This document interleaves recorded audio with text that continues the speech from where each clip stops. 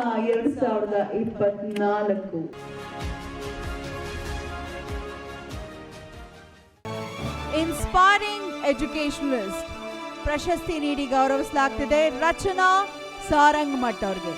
Vani BR must be ready. Vani BR. Vani ma'am is here?